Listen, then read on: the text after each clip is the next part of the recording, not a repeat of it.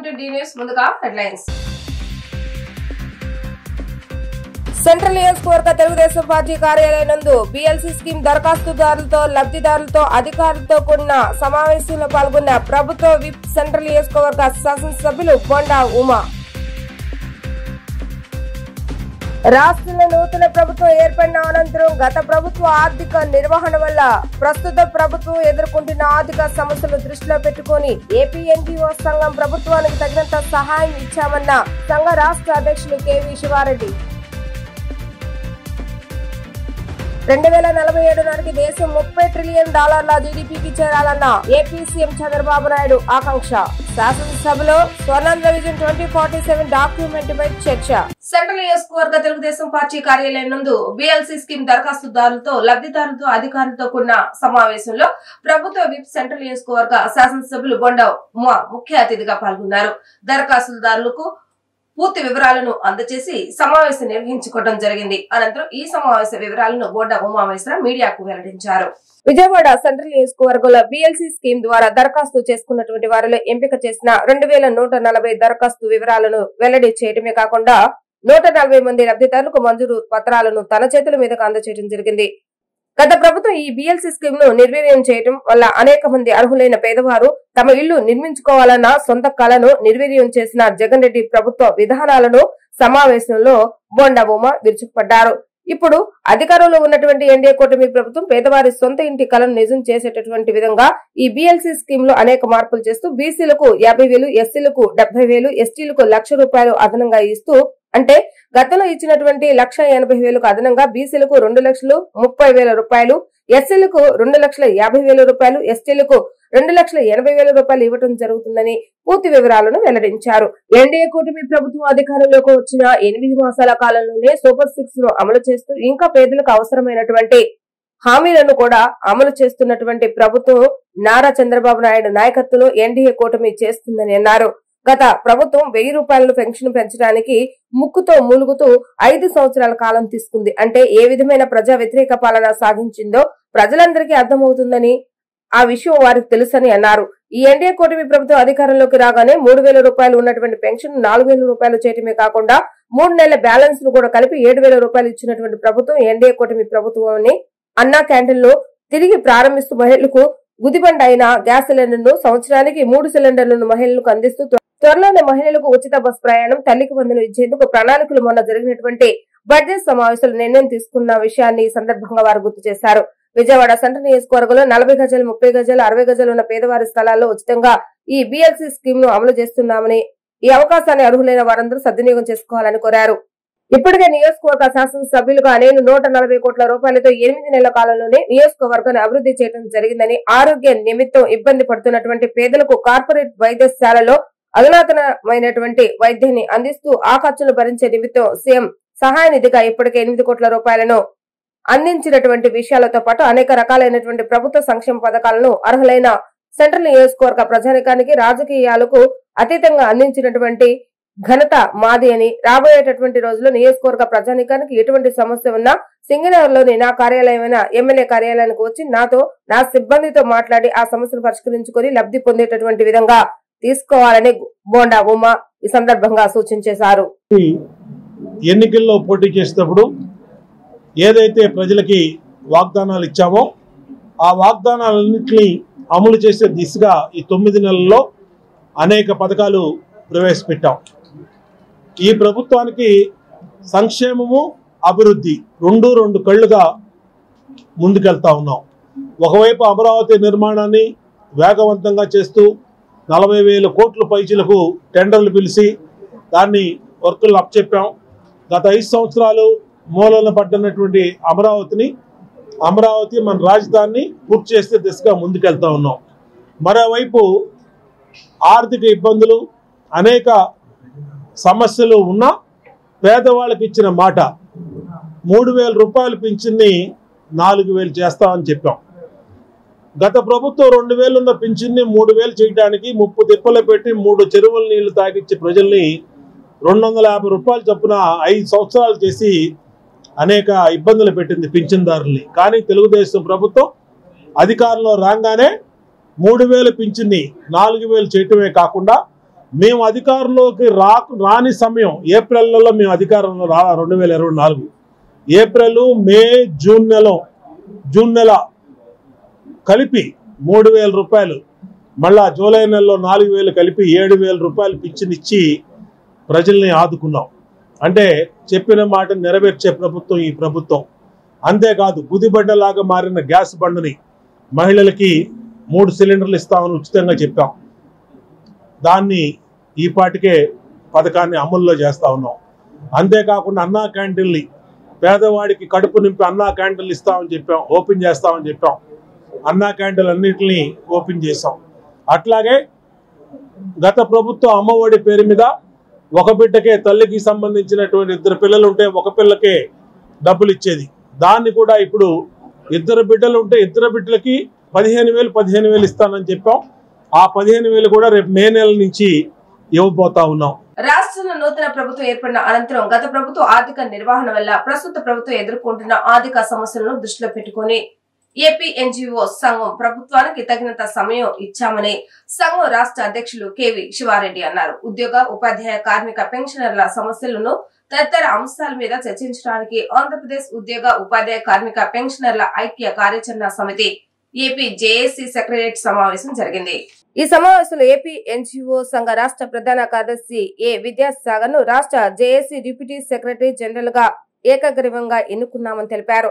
సోమవారం నిర్వహించిన మీడియా సమావేశంలో ఆయన మాట్లాడారు. ప్రభుత్వం ఏర్పడి 9 నెలలు పూర్తయినప్పటికీ ఇంతవరకు రాష్ట్ర ప్రభుత్వ ఉద్యోగ అంశాల మీద దృష్టి సారించకపోవడం బాధాకరమన్నారు. ప్రభుత్వంతో ఇప్పటి వరకు సామరస్యపూర్వకంగా వివరించిన తమ ఆర్థికేతర సమస్యలను సత్వరమే పరిష్కరించేందుకు ప్రభుత్వం దృష్టి సారించాలని కోరుతున్నామని అన్నారు. ఇప్పటి వరకు ప్రభుత్వం తమ సమస్యలపై ఏదైనా కార్యాచరణ ప్రకటిస్తుందేమోనని ఎదురు చూశామన్నారు. ప్రభుత్వ వ్యవహార శైలి ఇలాగే ఉంటే ఉద్యోగ ఉపాధ్యాయ కార్మిక పెన్షనర్లు అసంతృప్తికి దారితీస్తుందన్నారు. ఉద్యోగులు ఉపాధ్యాయులు పెన్షనర్లు ఎదుర్కొంటున్న సమస్యలు ప్రస్తుత పరిస్థితులు రాష్ట్ర ప్రభుత్వం దృష్టికి తీసుకువెళ్లవలసిన ముఖ్యమైన అంశాలపై చర్చించామని అన్నారు. ఉపాధ్యాయుల కార్మికుల జేఏసీ సెక్రటరీ సమావేశం ఉదయం ఏపీ ఎన్జీఓ 3rd బ్లాక్ లో ఉదయం 10 గంటల నుంచి 3 గంటల వరకు విస్తృత సమావేశం జరిగింది. ఉద్యోగులు ఉపాధ్యాయుల కార్మికులకు రావాల్సిన బకాయిలు, పెండింగ్ బిల్లులు తదితర అంశాలన్నిటిపైన కూడా సుదీర్ఘంగా జేఏసీ సెక్రటరీ సభ్యులందరం కూడా చర్చించుకోవడం జరిగింది. దానిలో భాగంగా ప్రభుత్వం దృష్టికి, ముఖ్యమంత్రి దృష్టికి కొన్ని తీర్మానాలు చేసుకొని ప్రభుత్వం దృష్టికి ముఖ్యమంత్రి గారికి మెమోరాండం ఇవ్వాలనుకున్నాం. అదేవిధంగా చీఫ్ సెక్రటరీ గారు కూడా మెమోరాండం ఇవ్వడం, ఆ తీర్మానాలన్నిటి కూడా ఇప్పుడు మీ ముందర తెలియజేస్తాం. ప్రస్తుతం ఇమీడియట్ గా 12వ పిఆర్సి కమిషన్ అపాయింట్ చేయాలి. కమిషన్ అపాయింట్ అయిన తర్వాత మాకు ఐఆర్ఏ 29% అమలు చేయాలి పిఆర్సి వచ్చేలోపు. అదేవిధంగా జీపీఎఫ్, ఏపీజెల్ఐ, సరెండర్ లీవులు ఇవన్నీ కూడా ప్రభుత్వం గత ప్రభుత్వంలో మా డబ్బులు కూడా ప్రభుత్వం వాడుకొని పెండింగ్ పెట్టిపోయింది. దాదాపు ప్రభుత్వమే 29,000 కోట్ల దాకా ఉన్నాయని చెప్పింది. మళ్ళీ ఈ ప్రభుత్వం వచ్చినానికి కూడా పెండింగ్ బిల్లులు ఉన్నాయి. ఇంతవరకు ఉద్యోగుల పక్షాన ఒక అడుగు కూడా ఈ ప్రభుత్వం ముందుకు పోలేదు. మేము కూడా కొత్తగా ప్రభుత్వం వచ్చేది 3 నెలలు 6 నెలలు వెయిట్ చేద్దామని దాదాపు 9 నెలల సమయం ఈ ప్రభుత్వానికి ఇవ్వడం జరిగింది. మా ఉద్యోగులు ఉపాధ్యాయులు కార్మికులు అందరూ కూడా అసంతృప్తితో ఉన్నారు. వస్తానే ఐఆర్ ఇస్తానని చెప్పారు, మంచి పిఆర్సి ఇస్తానని చెప్పారు, అన్ని సమస్యలు పరిష్కరిస్తామని చెప్పారు. ఏ ఒక్క సమస్య ఉద్యోగులు ఉపాధ్యాయ కార్మికుల సమస్యలు పరిష్కరించలేదు. మరి కింద స్థాయి నుంచి మా పైన తీవ్ర ఒత్తిడి వస్తుంది. ప్రభుత్వం దృష్టి కూడా తెలియజేయాల్సిన పరిస్థితి ఉంది. కాబట్టి ఆ విధంగా మేమందరూ కూడా చర్చించుకొని ఈ డిమాండ్ అన్ని కూడా ఇమ్మీడియట్ గా ఇవ్వాలని చెప్పి తెలియజేయడం. దాదాపు ఈ ప్రభుత్వంలో 3 డిఏలు పెండింగ్ ఉన్నాయి. 1/1/2000 KSS Prasad, AP JAC secretary general. రాష్ట్రంలో కొత్త ప్రభుత్వం అధికారంలోకి వచ్చిన తర్వాత ఉద్యోగులకు సంబంధించినటువంటి అంశాలు దాదాపు పక్కన పెట్టడం జరిగిందనే చెప్పాలి. అయితే ఈ ప్రభుత్వం ఏర్పడే నాటికి రాష్ట్రంలో ఆర్థిక పరిస్థితులు కూడా అంతంత మాత్రంగానే ఉన్నాయి. ఆ రీత్యా ప్రభుత్వానికి కొంత టైం ఇవ్వాలని చెప్తే ఇప్పటి వరకు మేము ఏ డిమాండ్లు చేయలేదు. ఈ ప్రభుత్వం హయాంలో ప్రతి నెల మొదటి వారంలో ఉద్యోగులకి ఉపాధ్యాయులకి జీతాలు అందుతున్నాయి. అంతవరకు సంతోషం. కానీ గత ప్రభుత్వ హయాంలో ఉద్యోగులకి ఉపాధ్యాయులకి జరిగిన నష్టాన్ని పూడ్చేటువంటి చర్యలు చేపడతామని చెప్పి ఎన్నికలకు ముందు అనేక రకాల వాగ్దానాలు ఇచ్చారు. మీకు 11వ పిఆర్సీలో బాగా నష్టం జరిగింది కాబట్టి రాబోయే పిఆర్సీ మంచిగా ఇస్తామని చెప్పారు. మాకు ఇవ్వాల్సినటువంటి బకాయిలన్నీ కూడా ఇన్ టైం చెల్లిస్తామని చెప్పారు. అలాగే పెన్షన్ స్కీమ్ని గత ప్రభుత్వం తీసుకొచ్చిన దాన్ని పక్కన పెట్టి మొత్తం అందరికీ ఆమోదయోగ్యమైనటువంటి పాత పెన్షన్ విధానం అమలు చేస్తామని కూడా చెప్పారు. ఇట్లాంటి హామీలు అనేకం ఇచ్చారు. కానీ వాటికి సంబంధించి ఒక్కడికి కూడా ముందుకు పడలేదు అనేటువంటి మా ఆవేదన. సరే, ఒక పక్కన కేంద్ర ప్రభుత్వం వాళ్ళ ఉద్యోగులకి 8వ సిపిసి రేపు జనవరి 26 నుంచి అమలు చేయబోతా ఉంది. వాళ్ళ వేతనాలు దాదాపు 3 రెట్లు పెరుగుతూ ఉన్నాయి. ఆ రకంగా చూసినప్పుడు ఉద్యోగులకి ఉపాధ్యాయులకి పెన్షనర్స్ కి రావాల్సిన డిమాండ్స్ ఉద్యోగ సంఘాలు ఏపీ జేఏసీలు డిమాండ్ల పరంపరను ఇస్తున్నాయని ప్రజలు కానీ రాష్ట్ర ప్రభుత్వం కానీ అనుకోవచ్చు. రాష్ట్ర ప్రభుత్వం మాకు ఏదైతే న్యాయబద్ధంగా రావాల్సినవి కూడా మేము అడగట్లేదు. ఏ అయితే పెండింగ్ పెట్టేసినాయో గత 70 సంవత్సరాలుగా ఏ విషయాలైతే ఉద్యోగ సంఘాలతో సంబంధం లేకుండా ఉద్యోగులు ఉపాధ్యాయులు పొందుతారో వాటన్నిటినీ పెండింగ్ పెట్టిన పరిస్థితుల్లో పిఆర్సీ కమిటీని వేయమని ఎందుకు అడుగుతున్నామంటే 2023 జూలై నుంచి మాకు పిఆర్సీ రావాలి. అప్పుడే పిఆర్సీ కమిటీని అపాయింట్ చేశారు. గత సంవత్సరం ముందు పిఆర్సీ కమిటీ చైర్మన్ రాజీనామా చేశారు. కమిటీ ఉంది, ఆఫీస్ ఉంది, అన్ని ఉన్నాయి. పిఆర్సీ కమిటీ చైర్మన్ రాజీనామా చేశారు కాబట్టి పిఆర్సీ కమిటీ చైర్మన్ అపాయింట్ చేయమని అడుగుతున్నాం. దానికి రూపాయి అయ్యే ఖర్చు లేదు. 9 నెలల నుంచి దానికి సంబంధించింది లేదు.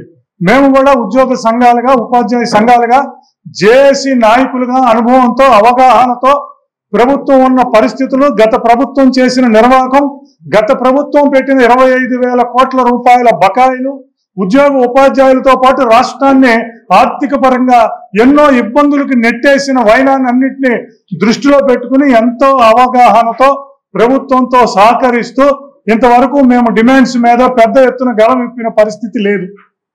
కానీ 9 నెలలుగా 1వ తారీఖు జీతం రాకపోవటం తప్పితే ఉద్యోగులకు సంబంధించి ఏ అంశం మీద కూడా ఒక్క అడుగు కూడా పడని పరిస్థితి ఏర్పడిన రీతిలో అటు పక్క పెన్షనర్స్ కానివ్వండి, ఇటు పక్క ఉద్యోగులు కానివ్వండి, మనకు న్యాయబద్ధంగా మనకి ప్రభుత్వం దగ్గర ఉండిపోయిన మన డబ్బులను కూడా మనకు ఇప్పించలేని పరిస్థితి ఉద్యోగ సంఘాలలో ఉందన్న అసంతృప్తి ఇవాళ ఉద్యోగులు ఉపాధ్యాయులు పెన్షనర్స్ లో ఉంది. జీపీఎఫ్ మన డబ్బులు, ప్రభుత్వం ₹1 లేదు. పాత బకాయిలుంటే ఉంటాయి. ఈ సంవత్సరంలో మనం 2,000 కోట్లు కట్టాం. 2047 నాటికి దేశం $30 ట్రిలియన్ల జీడీపీకి చేరాలని ఏపీ సీఎం చంద్రబాబు నాయుడు ఆకాంక్షించారు. శాసనసభలో స్వర్ణాంధ్ర విజన్ 2047 డాక్యుమెంట్ పై చర్చ సందర్భంగా ఆయన మాట్లాడారు. నియోజకవర్గ విజన్ డాక్యుమెంట్ అమలు పరిచే బాధ్యత ఎమ్మెల్యేలందరిదని అన్నారు. దాని అమలుకు ఎమ్మెల్యేలకు పూర్తిగా సహకరిస్తామని అన్నారు. 2047 నాటికి రాష్ట్ర తలసరి ఆదాయం 55 లక్షలు సాధించేలా విజన్ డాక్యుమెంట్ రూపొందించామని అన్నారు. అప్పటికల్లా 2.4 ట్రిలియన్ల ఆర్థిక వ్యవస్థకు ఏపీ చేరాలని ఆయన ఆకాంక్షించారు. ప్రస్తుత ఆర్థిక సంవత్సరంలో 17.11% మేర వృద్ధి రేటు సాధించేలా లక్ష్యం పెట్టుకున్నామని, వికసిత్ భారత్ 2047 ప్రధాని మోడీ అమలు చేస్తున్నారని చెప్పారు. ఒక ముఖ్యమైన సబ్జెక్టు అది కూడా స్వర్ణాంధ్ర విజన్ 2047. దీనిపైన సభ్యులకి ఇప్పటికే చాలాసార్లు చర్చ కూడా జరిగింది. కానీ ఈరోజు మనమందరం కూడా దీన్ని క్లారిటీగా మళ్ళీ అమలు చేయడానికి ఏప్రిల్ 1 నుంచి నూతన సంవత్సరం వస్తుంది. ఏదో రాష్ట్రంలో స్వర్ణాంధ్ర విజన్ కాకుండా దీన్ని లాస్ట్ మైల్లో ప్రతి ఒక్క వ్యక్తికి తీసుకుపోవడానికి మనం ప్రయత్నం చేస్తున్నాం. విజన్ అంటే కొంతమందికి కాదు, సమిష్టిగా ఎవరైతే చివరున్న వ్యక్తిని కూడా భాగస్వాములు చేయాల్సిన అవసరం ఉంది. ఇది మనం 10వ నెల 9 నెలలు అయినాయి. ఆ రోజు ఎన్నికల్లో ఒక హామీ ఇచ్చాం. నేను కానీ జనసేన అధినేత పవన్ కళ్యాణ్ గారు కానీ అదే మరి నరేంద్ర మోడీ గారు బీజేపీ ఈరోజు దేశంలో ప్రధానమంత్రి అయిన నరేంద్ర మోడీ గారు కానీ మళ్ళీ రాష్ట్రాన్ని పునర్నిర్మాణం చేస్తామని ఒక హామీ ఇచ్చి ప్రజల్లో కూడా ఒక చైతన్యం తీసుకొచ్చాం. ఆ చైతన్య ఫలితం మీరు చూస్తే చరిత్రలో ఎప్పుడూ రానటువంటి రిజల్ట్స్ 93% హిట్ రేట్ వచ్చిందంటే అది ప్రజల ఆమోదం. ప్రజల్లో ఒక హై ఎక్స్పెక్టేషన్స్ కూడా పెట్టుకొని మనల్ని ఆశీర్వదించారు. 9 నెలల్లో అనేక సంక్షేమ కార్యక్రమాలకు నాంది పలికాం. అభివృద్ధి కార్యక్రమాలకు కూడా మళ్ళీ ట్రాక్ తప్పిన అభివృద్ధిని ట్రాక్లో పెట్టే పరిస్థితికి వచ్చాం. శ్రీకాకుళం జిల్లాకు మెలియాపుట్టి కేంద్రంగా ఐటీడీఏ తక్షణమే మంజూరు చేయాలని ఆదివాసుల సంక్షేమ సంఘం రాష్ట్ర ఉపాధ్యక్షులు యోగి డిమాండ్ చేశారు.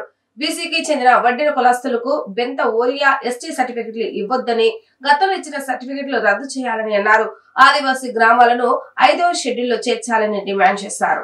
ఆదివాసుల సమస్యలను పరిష్కరించాలని డిమాండ్ చేస్తూ చలో విజయవాడ పేరుతో గాంధీనగర్ లోని ధర్నా చౌక్ లో పెద్ద ఎత్తున ధర్నా నిర్వహించారు. ఈ కార్యక్రమంలో శ్రీకాకుళం జిల్లా ఆదివాసులు పెద్ద ఎత్తున పాల్గొన్నారు. ఈ నిరసనలో ఆదివాసుల సంక్షేమ సంఘం రాష్ట్ర ఉపాధ్యక్షులు యోగి పాల్గొని నిరసనకారులకు సంఘీభావం తెలిపారు. ఈ సందర్భంగా ఆయన మాట్లాడుతూ రాష్ట్రంలో ప్రభుత్వాలు మారినా ఆదివాసుల సమస్యలు పరిష్కారం కావటం లేదని వాపోయారు. జిల్లాల విభజన అడ్డగోలుగా గత వైసీపీ ప్రభుత్వం చేసిందని విమర్శించారు. శ్రీకాకుళం జిల్లా 8 అసెంబ్లీ నియోజకవర్గంలో సుమారుగా 2 లక్షల మంది ఆదివాసులు ఉన్నారని, ఆదివాసులకు ఐటీడీఏ లేకుండా పోయిందని చెప్పారు. ఆదివాసులను ఆర్థికంగా అభివృద్ధి పరచుటకు, వారి సంక్షేమానికి సహకరించడానికి 1970 తర్వాత సమగ్ర గిరిజన అభివృద్ధి సంస్థ ఐటీడీఏలు ఏర్పడ్డాయని, కానీ ఆదివాసుల జీవితాలు పెద్దగా మార్పు రాలేదని ఆవేదన వ్యక్తం చేశారు. ఐటీడీఏ అందుబాటులో ఉన్న కొన్ని ప్రాంతాల్లో చిన్న చిన్న సంక్షేమాలు తప్ప ఓటీడీ ఎవరికి వచ్చినా కేంద్ర ప్రభుత్వ నిధులు రాజకీయ నాయకులు దుర్వినియోగం చేస్తారని ఆరోపించారు.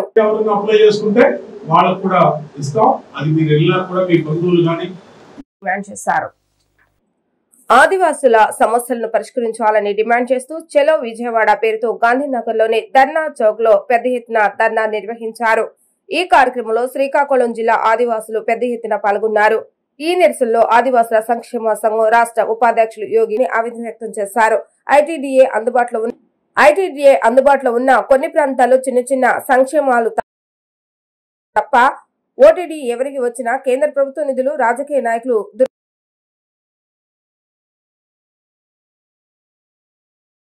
దుర్వినియోగం చేస్తారని ఆరోపించారు.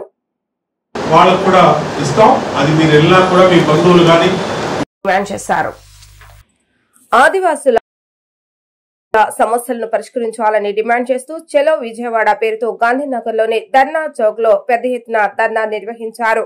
ఈ కార్యక్రమంలో శ్రీకాకుళం జిల్లా ఆదివాసులు పెద్ద ఎత్తున పాల్గొన్నారు. ఈ నిరసనలో ఆదివాసుల సంక్షేమ సంఘం రాష్ట్ర ఉపాధ్యక్షులు యోగిని ఆవేదన వ్యక్తం చేశారు. ఐటీడీఏ అందుబాటులో ఉన్న కొన్ని ప్రాంతాల్లో చిన్న చిన్న సంక్షేమాలు తప్ప ఓటీడీ ఎవరికి వచ్చినా కేంద్ర ప్రభుత్వ నిధులు రాజకీయ నాయకులు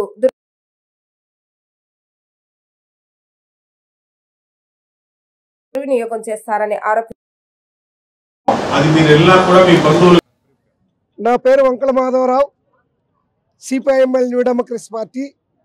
మేము శ్రీకాకుళం జిల్లాలో జిల్లాల విభజన అనేది గత వైసీపీ ప్రభుత్వం అడ్డగోలుగా జిల్లాల విభజన చేశారు.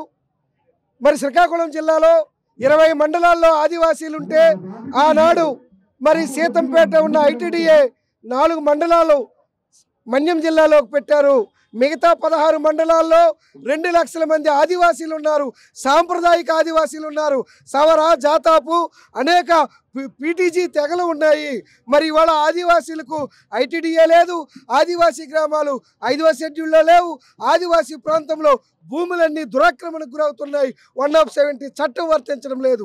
అంటే ఇవాళ మైదాన ప్రాంతంలో ఉన్న ఆదివాసీలుగానే మిగిలారు. రూల్ ఆఫ్ రిజర్వేషన్ 6% మాత్రమే వర్తిస్తుంది. ఈ 6%లో నకిలీ 3% తీసుకుంటున్నారు. అందుకని ఇవాళ ఆదివాసీలంతా కూడా తీవ్రమైన అన్యాయానికి గురయ్యారు. ఒకప్పుడు శ్రీకాకుళం సాయుధ గిరిజన రైతాంగ పోరాటం జరిగిన తర్వాత ఈ పాలకులు అనేక సంస్కరణలు తీసుకొచ్చారు. అలాంటి శ్రీకాకుళం జిల్లాలో ఇవాళ ఐటీడీఏ ఐటీడీఏ లేకపోవడం ద్వారా ఐటీడీఏ సాధన కోసం ఆదివాసీ గ్రామాలు 5వ షెడ్యూల్లో చేర్చాలని చెప్పి ఇతర నకిలీ ఎస్టీ కుల ధృవీకరణ సర్టిఫికేట్లు ఇవ్వద్దని చెప్పి ఇవాళ డిమాండ్ చేస్తూ శ్రీకాకుళం నుండి ఇవాళ మరి ఈ విజయవాడకు తరలి వచ్చాము. మాకు న్యాయం జరిగేంత వరకు ఆదివాసీ సంక్షేమ పరిషత్ చేస్తున్న పోరాటానికి సంఘీభావంగా అండగా అన్ని ప్రజలు ప్రజాస్వామికవాదులు ఉండాలని చెప్పి తెలియజేస్తూ మేము న్యూ డెమోక్రసీగా ఈ ర్యాలీకి ఈ ధర్నాకు సంఘీభావం ప్రకటిస్తున్నాం. కూటమి ప్రభుత్వం కల్లబొల్లి మాటలతో వాలంటీర్స్ ను మోసగించి అధికారంలోకి వచ్చిందని ఆంధ్రప్రదేశ్ గ్రామ వార్డు వాలంటీర్స్ యూనియన్ సిఐటియు అనుబంధ సంఘ ప్రధాన కార్యదర్శి ధనలక్ష్మి ఆరోపించారు. ప్రభుత్వాన్ని నమ్ముకున్న 2 లక్షల మంది వాలంటీర్లను తక్షణమే విధుల్లోకి తీసుకోవాలని, ప్రభుత్వం చెప్పిన విధంగా గౌరవ వేతనం 10,000 రూపాయలు చెల్లించాలని డిమాండ్ చేశారు. గ్రామ వార్డు వాలంటీర్స్ సమస్యలను ప్రభుత్వం పరిష్కరించాలని డిమాండ్ చేస్తూ ఏపీ గ్రామ వార్డు వాలంటీర్స్ యూనియన్ సిఐటియు రాష్ట్ర కమిటీ ఆధ్వర్యంలో గాంధీనగర్ ధర్నా చౌక్లో పెద్ద ఎత్తున ధర్నా చేపట్టారు. ఈ కార్యక్రమంలో ఆంధ్రప్రదేశ్ గ్రామ వార్డు వాలంటీర్ అనుబంధ సంఘ ప్రతినిధులు, వాలంటీర్లు పెద్ద ఎత్తున పాల్గొని ప్రభుత్వానికి వ్యతిరేకంగా నినాదాలు చేశారు. ఈ సందర్భంగా సిఐటియు అనుబంధ సంఘాల ప్రధాన కార్యదర్శి ధనలక్ష్మి మాట్లాడుతూ, కూటమి ప్రభుత్వాన్ని నమ్ముకుని గత ఎన్నికల్లో వాలంటీర్లు పెద్ద ఎత్తున ఓట్లు వేసి మోసపోయారని వాపోయారు. కూటమి ప్రభుత్వం అధికారంలోకి వస్తే వాలంటీర్ల వ్యవస్థను కొనసాగిస్తామని, వారికి గౌరవ వేతనం కింద 10,000 ఇస్తామని చెప్పి అమలు చేయకుండా మోసగించిందని దుయ్యబట్టారు. వాలంటీర్లకు ఉద్యోగ భద్రత కల్పించాలని, పెండింగ్ బకాయి వేతనాలు చెల్లించాలన్నారు. కూటమి ప్రభుత్వం చెప్పిన విధిగా వాలంటీర్లకు 10,000 వేతనం హామీ నెరవేర్చాలని, బలవంతంగా రాజీనామాలు చేసిన వారిని తిరిగి విధుల్లోకి తీసుకోవాలని డిమాండ్ చేశారు. ఈ కార్యక్రమంలో పెద్ద ఎత్తున రాష్ట్ర వ్యాప్తంగా ఉన్న వాలంటీర్లు పాల్గొన్నారు. రాష్ట్రంలో 2,60,000 మంది వాలంటీర్లు ఈరోజు రోడ్డున పడ్డారు. ఈ రాష్ట్ర ప్రభుత్వం ఈ వాలంటీర్ వ్యవస్థని కొనసాగించేటటువంటి పని చేయాలి, బకాయి వేతనాలు చెల్లించాలి. అలాగే తెలుగుదేశం పార్టీ ఎన్నికలకు ముందు ఇచ్చినటువంటి హామీ 5,000 నుంచి 10,000 రూపాయలకి వేతనం పెంచుతానన్న హామీని కూడా నెరవేర్చాలని మీ రాష్ట్ర ప్రభుత్వానికి విజ్ఞప్తి చేస్తూ ఉన్నాం. వాలంటీర్లు ఎవరు మాకు వేతనాలు పెంచండి అనే పద్ధతిలో తెలుగుదేశం పార్టీని అడగలేదు. కానీ ఎన్నికలకు ముందు తెలుగుదేశం పార్టీ సభలు పెట్టిన చోటల్లా మేము వాలంటీర్లకి 5,000 నుంచి 10,000కి వేతనం పెంచుతాము, 5,000తో మీరు ఎలా బ్రతుకుతారు అని వాళ్ళే మాట్లాడారు.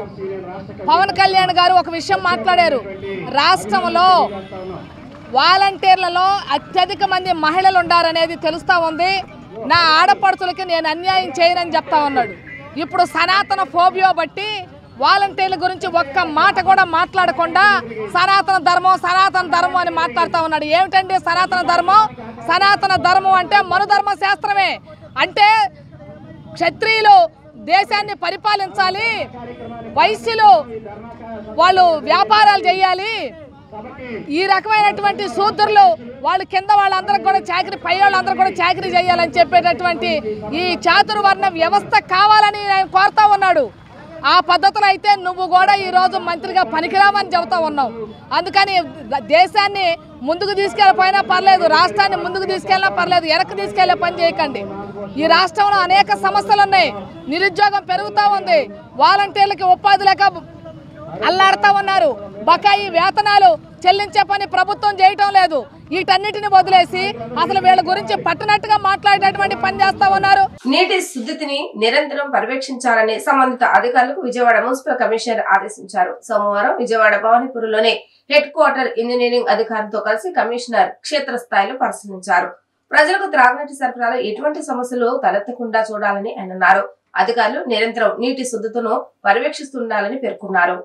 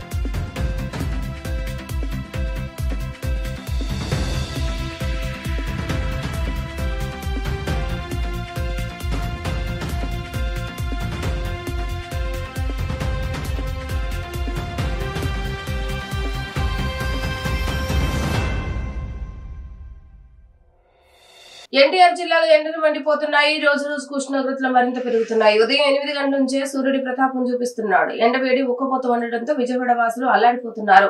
వడగాల్పులు వీస్తుండటంతో ప్రజలు ఉక్కిరిబిక్కిరి అవుతున్నారు. దీంతో ఇళ్ల నుంచి బయటకు రాలేని పరిస్థితి. విజయవాడలో 39 డిగ్రీల ఉష్ణోగ్రత నమోదైంది. 10వ తరగతి పరీక్షలు రాసిన విద్యార్థులు సైతం ఇబ్బంది పడుతున్నారు.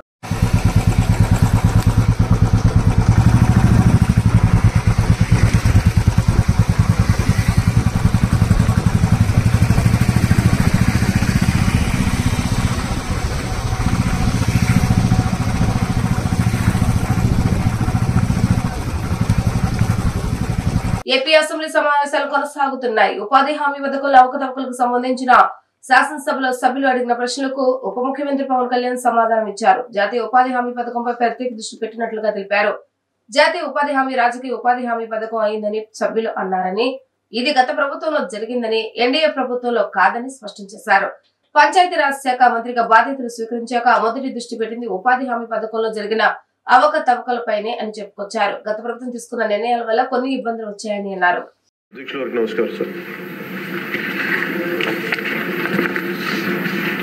ఉపాధి హామీ పథకం అవినీతిని గురించి నివారించిన ప్రభుత్వం తీసుకున్న చర్యలు వీటికి సంబంధించి ప్రశ్న ఏక్ సార్. ఉపాధి హామీ పథకంలో మన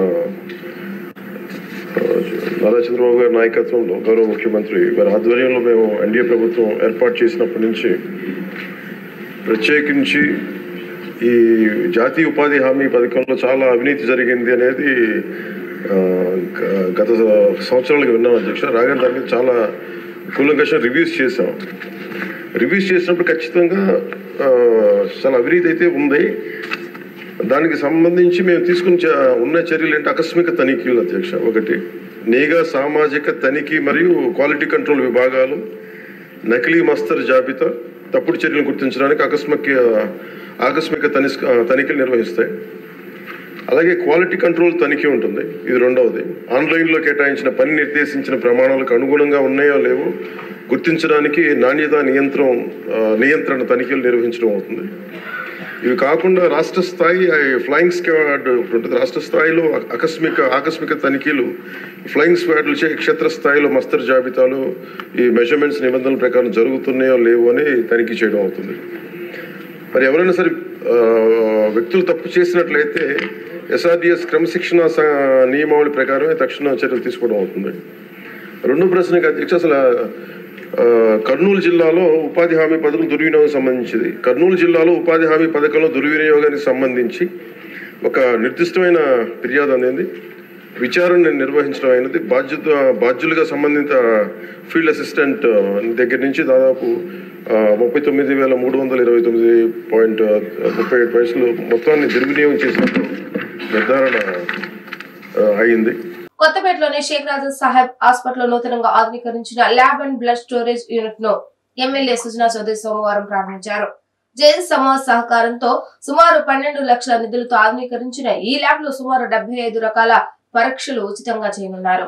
విజయవాడ పశ్చిమ ఎమ్మెల్యే సుజనా చౌదరి, భీమిలి ఎమ్మెల్యే గంటా శ్రీనివాసరావులు ఎన్డీఏ కూటమి నేతలతో కలిసి ల్యాబ్ ప్రారంభించారు. ఈ సందర్భంగా ఆయన మాట్లాడుతూ ఇప్పటికే పశ్చిమంలో సుజనా ఫౌండేషన్ ఆధ్వర్యంలో విద్యా వైద్య రంగాలకు అత్యధిక ప్రాధాన్యతనిచ్చి పేద ప్రజల ఆరోగ్య భద్రతే లక్ష్యంగా కృషి చేస్తున్నామన్నారు. ప్రజలకు నిరంతరం వైద్య సేవలు అందిస్తూ మంచి గుర్తింపు తేవడానికి షేక్ రాజా సాహెబ్ వైద్యులు కృషి చేయాలన్నారు. ల్యాబ్లోని యంత్రాల పనితీరు అడిగి తెలుసుకున్నారు. ప్రజలందరూ ప్రభుత్వాసుపత్రి వైద్య సేవలను సద్వినియోగం చేసుకోవాలని కోరారు. ల్యాబ్ మరియు బ్లడ్ స్టోరేజ్ యూనిట్ ఆధునీకరణకు నిధులు సమకూర్చిన జైన్ సమాజ్ వారిని ఎమ్మెల్యే అభినందించారు. ఈ కార్యక్రమంలో జైన్ సమాజ్ సెక్రటరీ పన్నాలాల్, కుందన్ మల్ గాంధీ, ప్రకాష్ మెహతా, నీలేష్ కుమార్ జైన్, డింపుల్ జైన్, సితారా జైన్, మహేంద్ర జైన్, షేక్ రాజా ఆసుపత్రి వైద్యులు డాక్టర్ శాంతి కిరణ్, డాక్టర్ తనుజ, డాక్టర్ బిందు, ఎన్డీఏ కూటమి నేతలు, ఎన్టీఆర్ జిల్లా బీజేపీ అధ్యక్షుడు అడ్డూరి శ్రీరామ్, కార్పొరేటర్ బుల్లా విజయ్ కుమార్, గుడివాడ నరేంద్ర, రాఘవ పైలా, సురేష్, రౌతు రమ్యప్రియ తదితరులు పాల్గొన్నారు.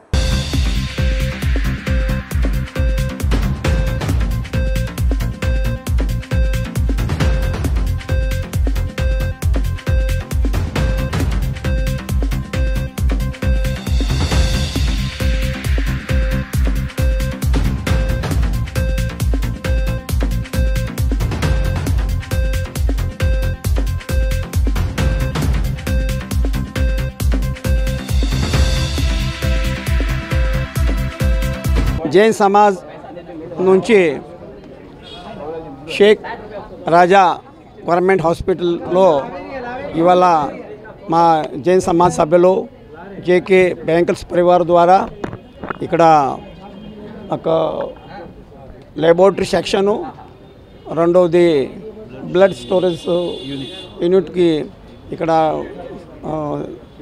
లోకార్పణ చేశారు. ఆ కార్యక్రమంలో మన ఆంధ్రప్రదేశ్ విధానసభ సభ్యులు శ్రీ సుజాన్ చౌదరి గారు కూడా వచ్చారు. వాళ్ళు కూడా కార్యక్రమం సంపన్నం చేసి ఈ కార్యక్రమం ఈ ప్రజలకి సేవకి, ఎందుకంటే మనకి జైన ధర్మంలో ముఖ్యం చెప్పింది అదే, శివమస్తు సర్వజగత పరహిత నిరత భవంతు భూతగణ दोषा प्रयांतो नाशम सर्वत्र सुखी भवतु लोका। इस विश्व के, इस लोक के जितने भी लोग हैं सभी सुखी होने चाहिए और उस सुखी की अपेक्षा रख करके ये जैन समाज ने ये कार्यक्रम किया है। इसके पहले भी जैन समाज द्वारा यहाँ पर एक्सरे रूम और एक्सरे मशीन का लोकार्पण हुआ था।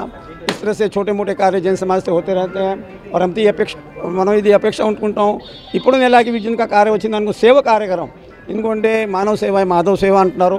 ఆ కార్యక్రమంలో ఉంటే మా జైన్ సమాజ్ను సంప్రదించిస్తే తప్పకుండా మేము మా జైన్ సమాజ్ తరఫు నుంచి యోగదానం ప్రదర్శిస్తాం. కుమార్ జైన్ గారు, శ్రీమతి డింపుల్ జైన్ గారు వాళ్ళ remarkable contribution to the hospital గురించి ఈ ఒకేషన్ ఇనాగరేట్ చేయడానికి హానరబుల్ ఎమ్మెల్యే శ్రీ సృజనా చౌదరి గారు రావడం మాకెంతో సంతోషకరంగా ఉంది. ఇలాగే ఇంతకుముందు శ్రీ నీలేష్ కుమార్ జైన్ గారు జైన్ సేవా సమితి వారు మనకి ఎన్నో కాంట్రిబ్యూషన్స్ చేశారు ఈ హాస్పిటల్కి. ముఖ్యంగా చెప్పుకోవాల్సింది ఏంటంటే బ్లడ్ స్టోరేజ్ యూనిట్, ల్యాబ్, అంతేకాకుండా X ray unit and also RO plant. వాళ్ళ నిబద్ధత, పేషెంట్ కేర్ పట్ల వాళ్ళకు ఉండే చూపించే కమిట్మెంట్ కూడా చాలా, ఇట్ ఈస్ వెరీ రిమార్కబుల్. ఇలాంటి కాంట్రిబ్యూషన్స్ మాకు ఇంకా ఫ్యూచర్లో కూడా ఎంతో అందిస్తారని ఆశిస్తూ I'm very much thankful to them. YSRCP పాలనపై బురద జల్లేందుకు కూటమి ప్రభుత్వం ప్రయత్నిస్తుందని శాసనమండలి ప్రతిపక్ష నేత బొత్స సత్యనారాయణ మండిపడ్డారు.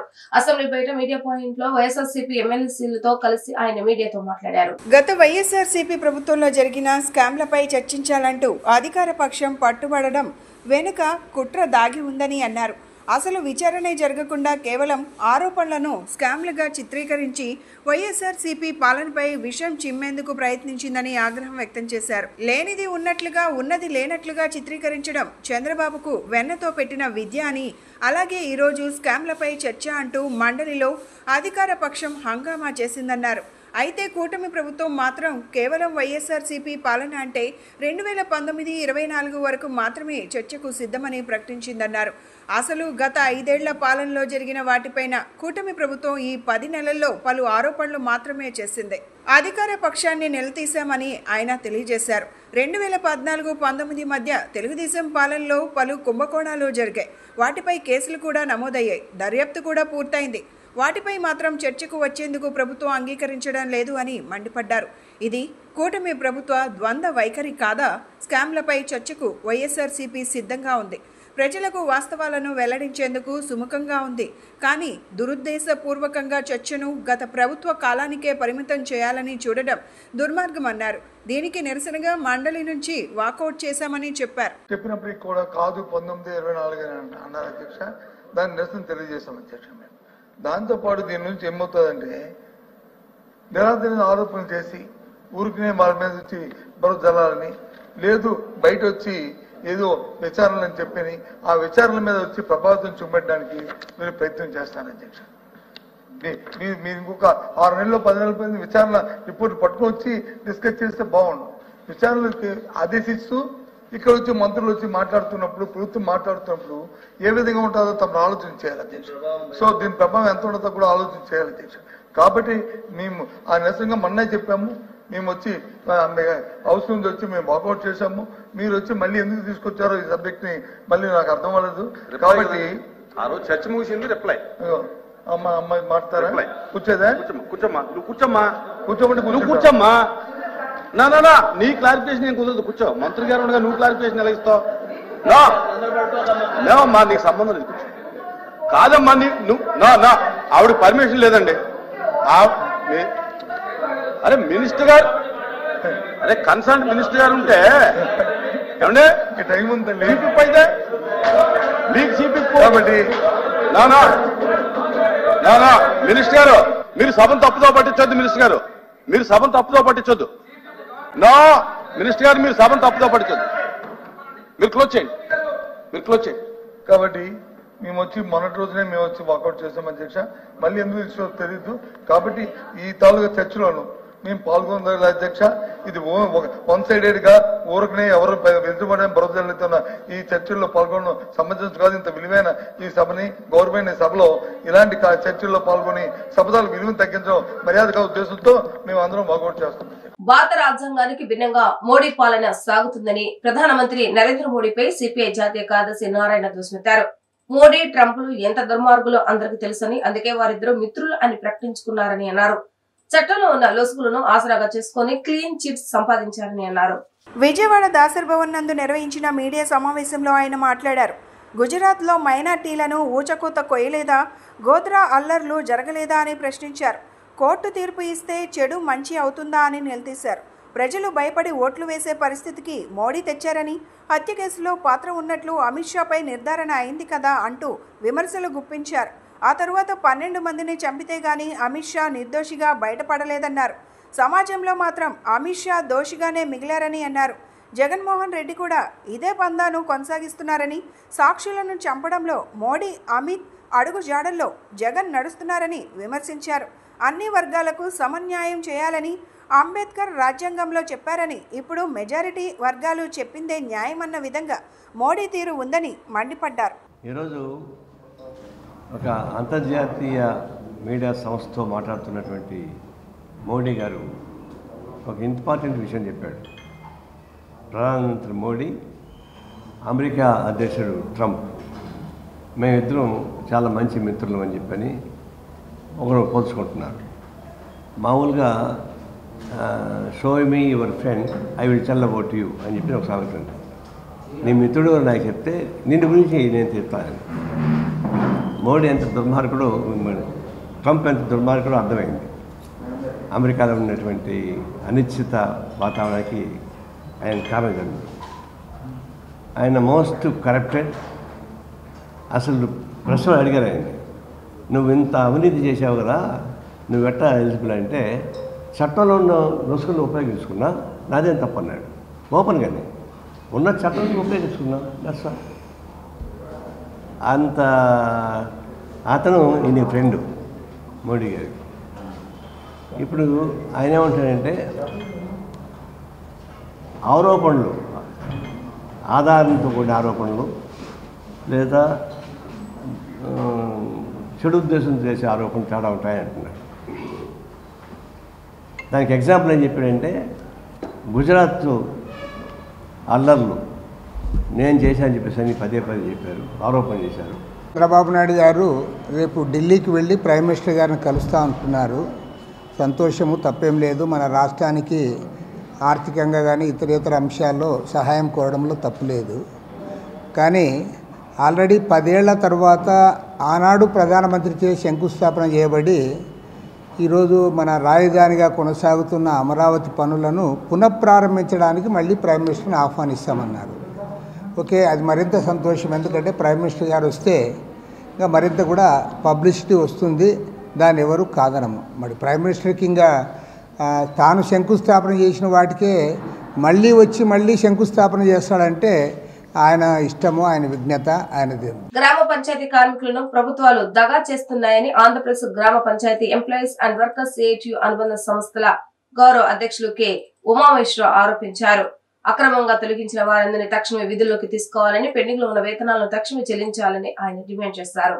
రాష్ట్ర వ్యాప్తంగా ఉన్న గ్రామ పంచాయతీ కార్మికుల సమస్యలను పరిష్కరించాలని డిమాండ్ చేస్తూ ధర్నా చౌక్ లో పెద్ద ఎత్తున ధర్నా నిర్వహించారు.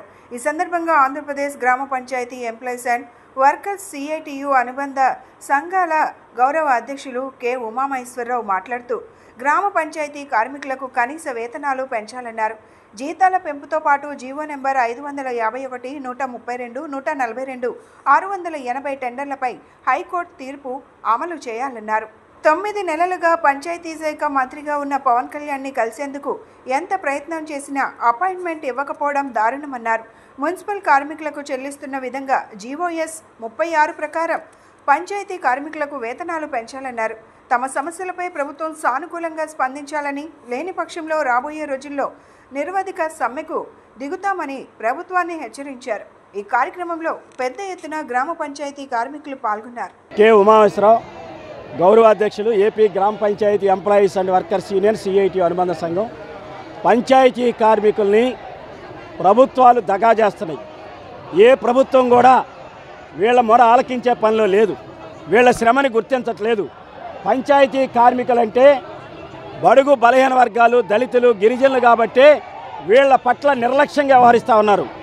జీవోలు ఇస్తున్నారు. 99లో ఇచ్చిన జీవో కనీస వేతనాలు ఇవ్వాలని, గుర్తింపు కార్డు ఇవ్వాలని, పిఎఫ్ ఈఎస్ఐ అమలు చేయాలని ఉంది. అవేవి అమలు చేయాల. కానీ అందులో టెండర్లు పిలవాలి, టెండర్లు పిలిచి వేధించాలి అనేటువంటిది మాత్రం ఆ రోజు నుంచి ఈ రోజుకి పక్కాగా అమలు చేస్తున్నారు. గతంలో చంద్రబాబు గారు ముఖ్యమంత్రిగా ఉండగా మేము పోరాటం చేస్తే 551 బదులు మళ్ళీ 132 ఇచ్చారు.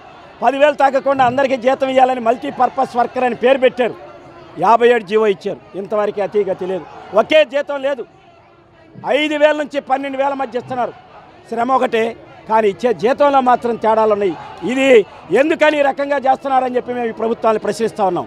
మున్సిపాలిటీల్లో పనిచేసే కార్మికులు ఇదే పని చేస్తున్న వారందరికీ 21,000, 24,500, 15,000, 18,500 ఇస్తున్నారు.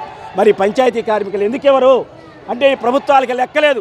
పంచాయతీలు పరిశుభ్రం చేసి పర్యావరణాన్ని కాపాడుతూ తమ ప్రాణాలను పణంగా పెట్టి ప్రజల కోసం పనిచేస్తూ ఉన్నాం. కరోనాలో పనిచేసాం, విజయవాడ వరదల్లో పనిచేసాం, విశాఖలో ఉదూ తుఫాన్లో కూడా ఈ పంచాయతీ కార్మికులు తీసుకెళ్లి సేవలు చేయించుకున్నారు. అయినా ఒక్క సమస్య కూడా పరిష్కారం చేయకుండా ఏళ్ల తరబడి దగా చేస్తున్నారు, మోసం చేస్తున్నారు. ఈ మోసానికి చెల్లదు. రాబోయే రోజుల్లో పంచాయతీ కార్మికుల డిమాండ్లు పరిష్కారం చేయకపోతే నిరవధిక సమ్మెకి వెళ్ళడానికి సిద్ధంగా ఉన్నాం. 9 నెలలుగా ఈ శాఖ మంత్రిగా ఉన్నటువంటి ఉప ముఖ్యమంత్రి పవన్ కళ్యాణ్ గారి అపాయింట్మెంట్ కోసం ప్రయత్నం చేస్తున్నాం. ఆయన ఇంతవరకు కనికరించలా. మా పిఏతో మాట్లాడండి, పిఏ చెబుతాడు, పిఏకి అర్జీ పెట్టమన్నారు, అర్జీలు పంపించాం. 9 నెలలైనా ఇంతవరకు అపాయింట్మెంట్ లేదు. వార్తలు ముగించే ముందు హెడ్లైన్స్ మరొకసారి. సెంట్రల్ నియోజకవర్గ తెలుగుదేశం పార్టీ కార్యాలయం నందు BLC స్కీమ్ దరఖాస్తుదారులతో, లబ్ధిదారులతో, అధికారులతో కూడిన సమావేశంలో పాల్గొన్న ప్రభుత్వ విప్ సెంట్రల్ నియోజకవర్గ శాసనసభ్యులు బొండా ఉమా. రాష్ట్రంలో నూతన ప్రభుత్వం ఏర్పడిన అనంతరం గత ప్రభుత్వ ఆర్థిక నిర్వహణ వల్ల ప్రస్తుత ప్రభుత్వం ఎదుర్కొంటున్న ఆర్థిక సమస్యలు దృష్టిలో పెట్టుకుని ఏపీ NGO సంఘం ప్రభుత్వానికి తగినంత సహాయం ఇచ్చామన్న సంఘ రాష్ట్ర అధ్యక్షులు KV శివారెడ్డి. 2047 నాటికి దేశం $30 ట్రిలియన్ జీడీపీకి చేరాలన్న ఏపీ సీఎం చంద్రబాబు నాయుడు ఆకాంక్ష. శాసనసభలో స్వర్ణాంధ్ర విజన్ 2047 డాక్యుమెంట్ పై చర్చ. ఇవి ఈ రోజు వార్తా విశేషాలు. మరలా తిరిగి ప్రసారం అవుతాం. మళ్ళీ కలుద్దాం. అంతకు సెలవు. నమస్కారం.